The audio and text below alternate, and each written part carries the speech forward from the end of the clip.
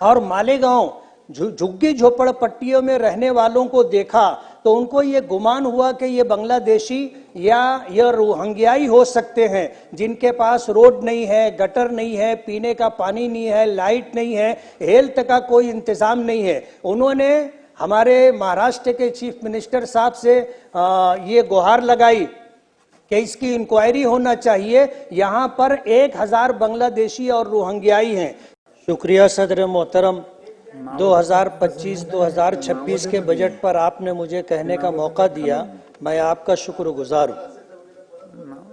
सदर मोहतरम, मैं महाराष्ट्र के नायब वजीर आला और वजीर मालियात अजीत दादा पवार के बजट का इस्तकबाल करता हूँ, जिसमें बेघर लोगों को घर, बेरोजगारों को रोजगार, बीमारों के लिए इलाज व मुआवजे की सहूलत, बच्चों के लिए बेहतरीन तालीम का इंतज़ाम, शेतकरी लोगों के लिए सोलार सिस्टम, लाडली बहनों के लिए 1500 रुपये हर महीना, ये सारी वो चीज़ें हैं जो किसी बजट को खूबसूरत बनाती।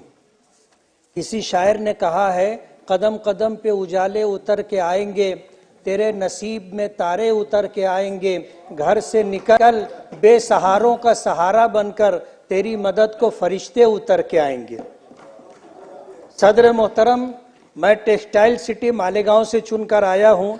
देश भर में 40 लाख से जायद पावरलूम चलते हैं, जिनमें से सादा पावरलूम की तादाद 36 लाख है, जिसमें 18 लाख सादा पावरलूम महाराष्ट्र में चलते हैं। सदर मोहतरम, खेती के बाद देश भर में सबसे ज्यादा रोजगार देने वाली सनत पावरलूम है। मेरी अजीत दादा पवार साहब से गुजारिश है कि पावरलूम सनत के लिए बिजली ज़रूरी है और महाराष्ट्र में बिजली का रेट दूसरी रियासतों के मुकाबले में ज़्यादा है। महाराष्ट्र में बिजली का रेट कम होना चाहिए। दादा ने बजट में बिजली रेट में कमी का आश्वासन दिया है, मैं इस पर दादा का शुक्रगुजार हूँ। मेरी गुजारिश है कि आपके इस आश्वासन पर ज़रूर अमल होना चाहिए।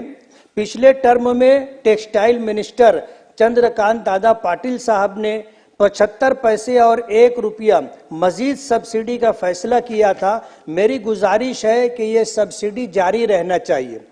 सदर मोहतरम, बिजली में रेट कम होने के साथ साथ मालेगांव शहर में टेक्सटाइल पार्क बनना चाहिए।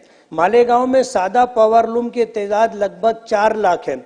एक पावरलूम के जरिए 2.5 लोगों को रोजगार मिलता है। ये सनत तरक्की करेगी तो लोगों को रोजगार मिलेगा। सदर मोहतरम, मालेगांव में पावरलूम की एक बड़ी तादाद होने के बावजूद मालेगांव में जिनिंग फैक्ट्री और स्पिनिंग मिल नहीं है।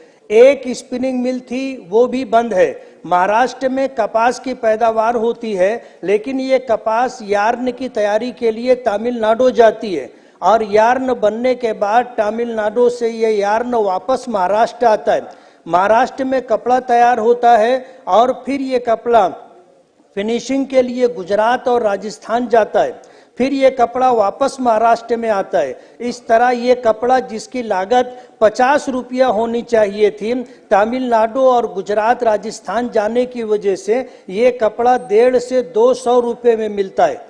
मेरी सरकार से गुजारिश है कि महाराष्ट्र में जिनिंग और स्पिनिंग मिल बनना चाहिए, ताकि ट्रांसपोर्टिंग और फिनिशिंग पर जो अखराजात बढ़ते हैं वो कम हो और इससे जो नफ़ा होता है वो महाराष्ट्र और महाराष्ट्र के लोगों को मिले।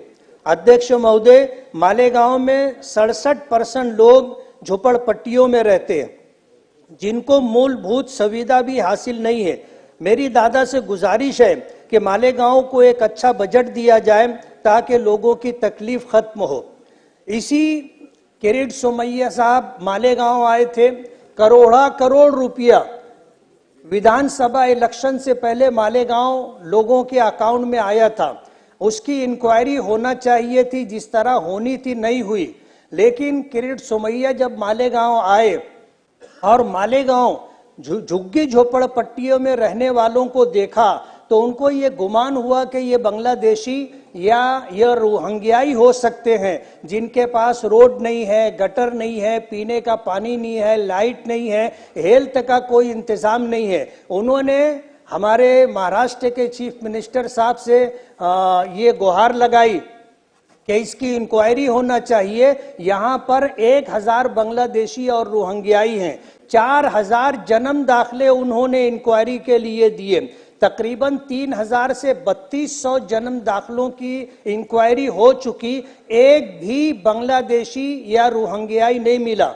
लेकिन जन्म दाखिले को लेकर के जो कार्रवाई हो रही थी, इंक्वायरी हो रही थी, उसमें डेट ऑफ बर्थ में कोई फर्क हो गया, नाम में स्पेलिंग का कोई फर्क हो गया, या एड्रेस चेंज कराने की कोई कोशिश हुई, इसको ले करके उनके ऊपर जो कलम लगाई गई है वो 318(4), 336, 340(2), 338 और 120 भी जैसी कलम लगाई गई है और एफआईआर रजिस्टर करके उनको जेलों में डाल दिया गया।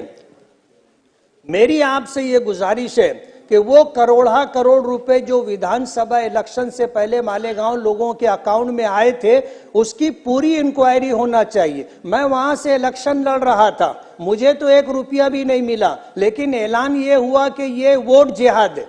अब मालेगांव में अगर माइनॉरिटी मुस्लिम अक्सरियत है तो ये इल्जाम लगाना कि यहाँ वोट जिहाद हो रहा था, ये उचित नहीं है। इसकी पूरी इंक्वायरी होनी चाहिए। आखिरी एक, अध्यक्ष महोदय, मालेगांव में टेक्सटाइल पार्क होना चाहिए, मालेगांव में एक इंजीनियरिंग कॉलेज और एक माइनॉरिटी मेडिकल कॉलेज होना चाहिए। मेरी दादा से गुजारिश है कि इस तरफ थोड़ी सी तवज्जो देंगे तो मालेगांव जो बहुत सारी सहूलतों से महरूम है, वो सारी सहूलतें अगर मिल जाएंगी तो मालेगांव का विकास होगा। मालेगांव एक टेक्सटाइल सिटी है और लोगों को रोजगार का एक जरिया है। मेरी आपके माध्यम से मिनिस्टर अजीत दादा पवार साहब से गुजारिश है कि मेरी ये कुछ गुजारिशात थी, इस पर तवज्जो दें और मेरा मालेगांव का ये मसला हल हो।